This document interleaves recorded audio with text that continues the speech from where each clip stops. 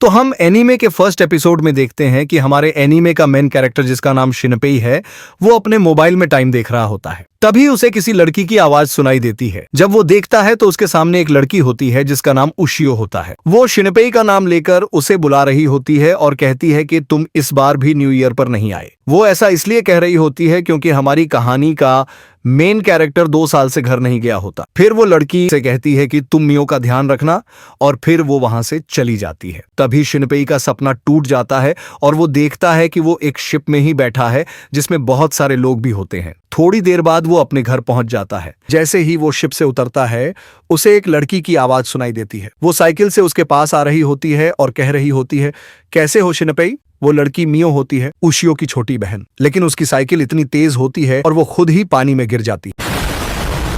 शिनपेई उसे अपना हाथ देकर बाहर निकालता है। फिर वो दोनों बातें करते हुए फ्यूनरल होम की तरफ जा रहे होते हैं। फ्यूनरल होम एक ऐसी जगह होती है जहां किसी मरे हुए इंसान का अंतिम संस्कार होता है। जब वो वहां पहुंचते हैं तो हमें पता चलता है कि जो लड़की हमें पहले दिखाई गई थी, आज उसका ही अंतिम संस्कार हो रहा है। शिनपेई के मम्मी पापा 10 साल पहले ही गुजर गए थे और तब से ही वो उशियो की फैमिली में ही पाला था, इसलिए उशियो उसकी दोस्त और बहन जैसी थी। आइलैंड से जाने से पहले उशियो चाहती थी कि शिनपेई उसके लिए करी बनाए, पर शिनपेई ने उसे कहकर टाल दिया कि फिर कभी, लेकिन वो फिर कभी कभी आया ही नहीं। तभी एक लड़का पीछे से आकर शिनपेई को गले लगाता है। वो लड़का शिनपेई का दोस्त सौ होता है। वो रोकर कहता है, मैं उशियो को नहीं बचा पाया। फिर हमें पता चलता है कि उशियो की जान एक डूबती हुई बच्ची को बचाने में गई। एक छोटी बच्ची की तरफ इशारा करता है और कहता है, जिस बच्ची की जान बचाने में उशियो की जान गई, वो वही बच्ची है। उसका नाम है शियोरी।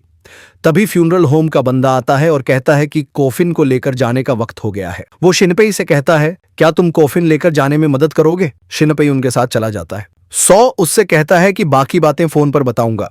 बाद में हमें दिखाया जाता है कि शिनपेई, मियो और उसका पापा साथ रह रहे होते हैं। शिनपेई उनके लिए करी बनाता है और सब टेबल पर खाने के लिए आ जाते हैं। थोड़ी देर बाद हम मियो को अपने घर के आसपास घूमते हुए दिखाया जाता है। फिर हमें दिखाया जाता है कि शिनपेई सौ के साथ फोन पर बात कर रहा होता है। सौ बताता है कि उसके पापा ने उशियो का कोई पोस्टमार्टम नहीं किया, बस पुलिस की मदद से बॉडी देखी थी। और वो कहता है कि उसके गले पर कुछ निशान थे, जैसे किसी ने उसका गला घोंटने की कोशिश की हो या शायद उसका मर्डर हुआ हो। सौ कहता है कि हम उस दिन बीच गए थे जहां सौ, मियो और उशियो गए थे। वही बच्ची डूब रही थी। उशियो उसे बचाने के लिए पानी में कूद गई। पीछे हम भी कूद गए, पर हमें सिर्फ वो बच्ची मिली। उशियो कहीं नहीं दिखाई दी। तभी शिनपेई का दरवाजा खटखटाता है।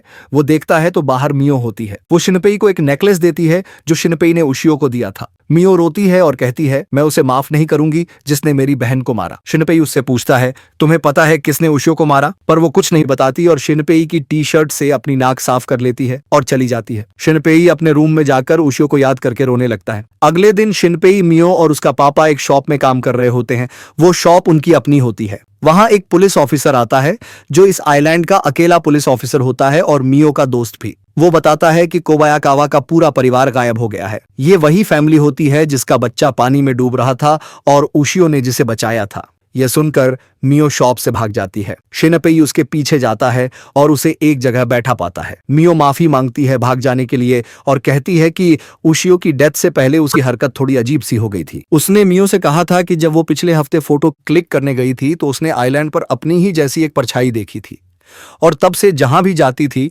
उसे लगता था कि वो परछाई हर जगह उससे देख रही है। शिनपेई कहता है, क्या फालतू बातें कर रही हो? तभी एक आदमी आता है जो एक फिशरमैन होता है। वो कहता है कि जो कोई भी इस परछाई को देखता है वो मर जाता है, और उसके साथ उसका पूरा परिवार भी। वो कहता है आइलैंड पर यह बीमारी कई सालों से चल रही है, लेकिन किसी को इसका असली सच नहीं पता। वो आदमी वहां से चला जाता है। मियो शिनपेई से पूछती है, तुम शैडोज, परछाई पर विश्वास करते हो? शिनपेई कहता है, नहीं, बिल्कुल नहीं। पर मियो कहती है, तो फिर मैंने उस दिन आइलैंड पे क्या देखा था? उशियो के जाने के 3 दिन पहले मैंने उसका साया देखा। शिनपेई चिल्लाकर कहता है, बस करो, ऐसे मजाक मत करो। पर मियो कहती है, नहीं, ये मजाक नहीं है, और वो रोने लगती है। शिनपेई उसे छुप कर आता है और खड़ा करता है। वो एक मंदिर जाते हैं। तभी मियो को झाड़ियों से किसी की आवाज सुनाई देती है। उसे लगता है वहां उशियो है और वो उस झाड़ी में चली जाती है, लेकिन वहां कोई नहीं होता। तभी अचानक पीछे से फायरिंग की आवाज आती है। जब वो देखते हैं तो एक लड़की गिरी होती है। वो लड़की और कोई नहीं, वही होती है जो शिनपेई के साथ शिप में थी। मियो कहती है, मैं किसी को मदद के लिए बुलाती हूँ। तभी वो लड़की कुछ कहने की कोशिश करती है